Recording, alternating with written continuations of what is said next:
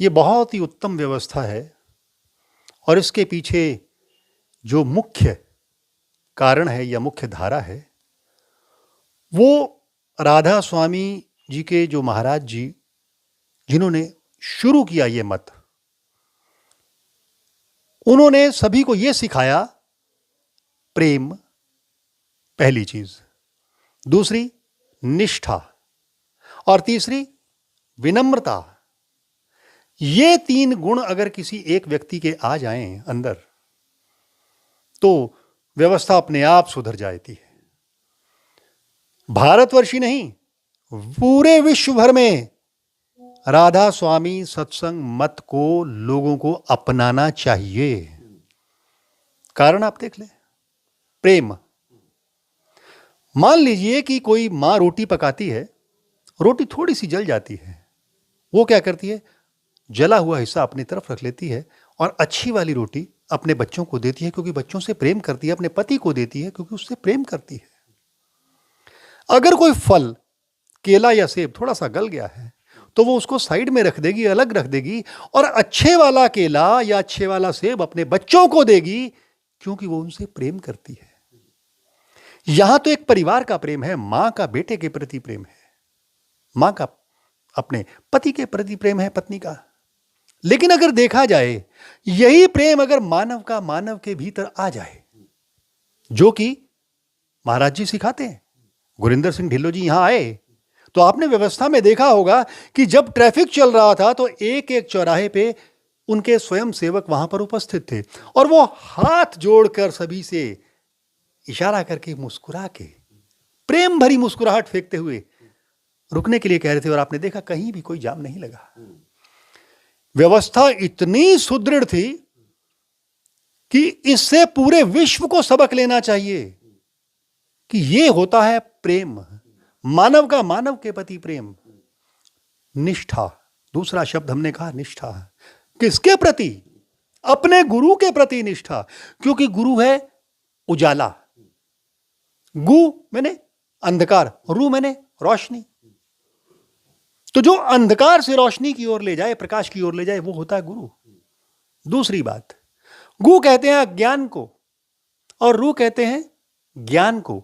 जो अज्ञान के अंधकार से ज्ञान के प्रकाश की ओर ले जाए, तो ज्ञान का प्रकाश क्या सिखाता है? आपस में प्रेम सिखाता है, झगड़ना नहीं सिखाता, नफरत नहीं सिखाता, घृणा नहीं सिखाता। और यही बात राधा स्वामी सत्संग में सिखाई जाती है। अब आप कहेंगे कि लाखों लोग आए लेकिन ऐसा कुछ वहां दिखाई नहीं दिया कि कोई झगड़ा हो रहा हो या किसी को भोजन नहीं मिल रहा है। बिल्कुल बात सत्य है, क्योंकि जब सामने वाले में भी आपने अपने आप को देखा, एक होकर निष्ठा के साथ, प्रेम के साथ, समर्पण के साथ उसे अपना समझा, उसी में आपने ईश्वर को देखा, तो आप नफरत करोगे तो कैसे? एक तो एक ही हो सकता है, दो टुकड़े करोगे तो दो टुकड़े अलग अलग हो जाएंगे। तेरा अल्लाह अलग, मेरा ईश्वर अलग, गॉड अलग। लेकिन सभी कहते हैं गॉड एक, अल्लाह एक, ईश्वर एक। जब एक है तो उसको अलग अलग करके कैसे देख सकते हो? नहीं देख सकते। यही बात वहां सिखाई जाती है। महाराज जी, देश दुनिया में समरसता के लिए क्या राधा स्वामी संत मत जैसे, मतलब ये जो संत मत है, ये होने चाहिए? बिल्कुल होने चाहिए, 100% होने चाहिए, क्योंकि यही जीवन का आधार है। और अगर हम इस जीवन के आधार को नहीं देखते तो हम अपने पैरों पे खुद कुल्हाड़ी मार रहे हैं। आप देखिए, पानी गर्म होता है लेकिन पानी का स्वभाव क्या है? शांत हो जाना। धीरे धीरे धीरे धीरे वो ठंडा हो जाता है ना। इंसान का स्वभाव क्या है? क्रोध करता है, पहले गुस्सा करता है, लेकिन क्रोध के बाद क्या होता है? वो पछताता भी है। पूरे विश्व में यह सर्वे किया गया जब, तो पाया गया कि जितने भी अपराध होते हैं या अपराधी होते हैं, 99% अपराध क्रोध में आकर होते हैं। और अगर क्रोध ही चला जाए तो 99% अपराध अपने आप खत्म हो जाएगा। इसलिए राधा स्वामी संत मत को अपनाना, उनकी शिक्षाओं को अपनाना बहुत आवश्यक है, समाज के लिए आवश्यक है और पूरे विश्व के लिए आवश्यक है, विश्व शांति के लिए आवश्यक है। महाराज जी ने जो सत्संग फरमाया उसमें कहा कि परमात्मा एक है और सब मजहब एक ही रास्ता दिखाते हैं। हाँ, परमात्मा एक है। मजहब, संप्रदाय, कौमें ये अलग अलग हो सकते हैं, लेकिन परमात्मा तो एक है ना। अब जैसे सिख एक कौम है, संप्रदाय है, बौद्ध एक संप्रदाय है, जैन एक संप्रदाय है, मुस्लिम एक संप्रदाय है, इवन हिंदू भी एक संप्रदाय है। धर्म तो एक है, सनातन, वो जो आदिकाल से चला आ रहा है, आज भी है और आने वाले समय में भी रहेगा। वैसे ही जैसे रक्त का रंग पहले वाले युगों में भी लाल था, आज भी है और आने वाले युगों में भी रहेगा, तो फिर ये लड़ाई झगड़े क्यों? और लड़ाई झगड़े धर्म के नाम पर, भाषा के नाम पर, सीमाओं के नाम पर, ऊंच नीच के नाम पर, आखिर क्यों?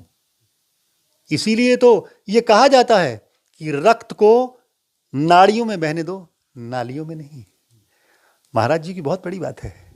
जब इनके रक्तदान के कैंप लगते हैं ना, तो ब्लड बैंक भर जाते हैं, लेकिन रक्त देने वाले नहीं थकते महाराज जी के एक कहने पर, क्योंकि वो उनकी अपने गुरु के प्रति निष्ठा है, जो उन्हें अंधकार से यानी भारीपन से हल्का कर देता है, उजाला उनके जीवन में भर देता है, अंधेरा मिटा देता है। ये बहुत बड़ी बात है। महाराज जी, मेरा सवाल आपसे ये है कि क्या आपकी नज़रों में कोई और ऐसा संत है जिस तरीके से उनके फॉलोअर्स बन जाते हैं और लोग पैर छूना चाहते हैं और वो हाथ पकड़कर मना कर दें कि नहीं भाई, हम तो यहाँ पर समानता का संदेश देने के लिए आए हैं, समानता का पाठ पढ़ा रहे हैं? क्योंकि कुछ लोगों ने मुझे बताया है कि जो लोग बाबा गुरिंदर सिंह ढिल्लों के पैर छूना चाहते हैं तो वो उनका हाथ पकड़ लेते हैं और यही वो बात कहते हैं कि हम तो भाई यहाँ पर समानता का संदेश देने के लिए आए हैं, हमारी नज़रों में कोई बड़ा और छोटा नहीं है। ये तो बात श्री गुरु गोविंद सिंह जी ने भी कही है ना, कि स्वयं ही मैं गुरु और स्वयं ही मैं चेला। और यही बात जब हम लोग महामंडलेश्वर बनाते हैं, तो जब हमारा कोई महामंडलेश्वर बनता है, उससे पहले के महामंडलेश्वर उसे भगवान शंकर का, भगवान शिव का रूप समझकर उसे प्रणाम भी करते हैं। सभी में जब ईश्वर को देखा गया तो गुरु और शिष्य समान हो जाते हैं। मैं आपको छोटा सा एक बात बता दूं कि गुरु पहले कहा जाता था कि पारस है, यानी लोहे को, पीतल को, किसी को भी छू लेगा तो सोना बना देगा, लेकिन नहीं, गुरु उससे ऊपर की चीज है। गुरु ने अगर आपको छू लिया तो वो स्वयं आपको भी पारस बना देगा, अपने समकक्ष लेके आ जाएगा, बराबर लेके आ जाएगा। और यही तो एक बहुत बड़ी खूबी है बाबा गुरिंदर सिंह जी की और इस संत मत की, राधा स्वामी मत की, कि अपने बराबर समकक्ष लेके आ जाना, शिष्य को भी अपने समकक्ष बना देना, अपने जैसा बना देना। यही तो बात है गुरु की और कमाल की बात है। और इसीलिए तो हम कहते हैं कि पूरे विश्व में ऐसे मत को फैलना चाहिए, लोगों को ग्रहण करना चाहिए। ये बहुत बड़ी बात है। कुछ संत मत महाराज जी ऐसे हैं, मतलब जिनके लगातार प्रचार होते रहते हैं, चर्चाएं होती रहती हैं, और किस किस तरीके के उन पर आरोप लगते हैं। देखिए, हर समाज में, चाहे वो संत समाज है या राजनीति का समाज है या आप ही का पत्रकार समाज है, तो कुछ ना कुछ लोग ऐसे आ ही जाते हैं जो असभ्य होते हैं, अभद्र होते हैं, जिनका व्यवहार सही नहीं होता। ये हर समाज में होते हैं। तो संतों के समाज में भी ऐसे आ जाते हैं जो कहते हैं कि मेरे पैर छुओ। इससे उनके अहंकार को तुष्टि मिलती है, लेकिन वो वास्तव में गुरु नहीं है। अगर कोई गुरु कहे कि मेरे पैर छुओ, या मुझे जो 1 लाख रुपए या 5 लाख या 10 लाख या 1 करोड़ रुपया जो दान दे रहा है वो मेरे पास आके बैठे, मेरा प्रिय शिष्य है, और जो बेचारा कुछ नहीं दे सकता है, सिर्फ सेवा और श्रम दे सकता है, वो पीछे बैठे। और राधा स्वामी मत में तो ऐसा है नहीं। वहां तो लोग श्रमदान भी करते हैं, आपने देखा, श्रमदान भी करते हैं, और वहां पर लोग धनदान भी करते हैं। जिसके पास जो है वो देता है, खुले मन से देता है, अपने गुरु के प्रति समर्पण करके देता है। गुरु में वो भी ईश्वर का रूप देखता है, क्योंकि वास्तव में जैसे एक मील का पत्थर होता है ना, उस पर लिखा रहता है दिल्ली 187 किलोमीटर। तो अगर मील के पत्थर को पकड़ के बैठ जाओ तो क्या दिल्ली पहुंच जाएंगे? नहीं पहुंचेंगे। गुरु मील का पत्थर है, वो दिशा दिखा रहा है। मैंने ये कहूं, ये वो देखो सामने क्या है, वो हो सूरज, तो आप मेरी उंगली पकड़कर बैठ जाएं, तो क्या आपको सूरज दिखेगा? नहीं दिखेगा। इसी तरह से गुरु क्या कहता है? गुरु सामने की तरफ इशारा करता है कि तुम भी परमेश्वर बनो, मेरी तरह बनो, पारस बनो, और गुरु पारस बनाता है। ये है संत मत की बात। महाराज जी, आपने राधा स्वामी संत मत के बारे में काफ़ी कुछ सुन रखा होगा जी। और मैं ऐसा मानता हूँ कि आपने बाबा गुरिंदर सिंह ढिल्लों के सत्संग भी जरूर सुने होंगे। जी। तो मतलब उनकी बातों में, उनके व्यवहार में, मतलब आपको किसी प्रकार का कोई पाखंड या किसी प्रकार का कोई आडंबर नजर आया? ना, वो जो अंदर से हैं, भीतर से हैं, वो बाहर से हैं। कोई आडंबर नहीं, साधारण व्यक्तित्व। क्योंकि जब भी भगवान को भी नीचे आना होता है ना, अवतार लेना होता है, तो मानव के रूप में लेना पड़ता है, गुरु के रूप में आते हैं। और अगर कोई गुरु अहंकारी हो जाता है, अहंकार करता है कि मैं, तो ये बात जान लीजिए कि वो गुरु है ही नहीं। क्योंकि ज्ञान जितना बढ़ता है, प्रकाश जितना बढ़ता है, उतना ही आदमी विनम्र हो जाता है, उसको क्रोध नहीं आता। हम क्रोध की लोगों को शिक्षा दें कि तुम क्रोध मत करो, प्रेम करो, और आगे से मेरे से कोई गुजर जाए तो मुझसे को है क्यों गुजरा तू आगे से, तो मेरे भीतर तो क्रोध छिपा हुआ, मैं दूसरे को कैसे कहूंगा? ये बात बाबा गुरिंदर सिंह जी में नहीं है। वो जो भीतर से हैं, वो बाहर से हैं। वो तो प्रेम का अथाह सागर हैं। प्रेम उनके अंदर से बहता है और लोगों को छू जाता है, दिलों को छू जाता है।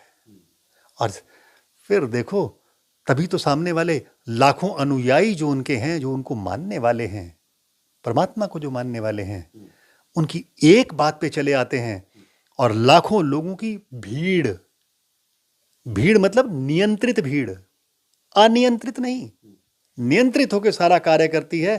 अंदर से उसके स्फूर्ति उठती है और वो सेवा भावना से कार्य करते हैं। इसीलिए लाखों लोगों को लंगर भी मिलता है, भोजन का प्रसाद भी मिलता है, और भीड़ से कहीं भी कोई जाम नहीं लगता, कुछ नहीं होता, बिल्कुल शांतिपूर्वक, जैसे कुछ हुआ ही ना हो।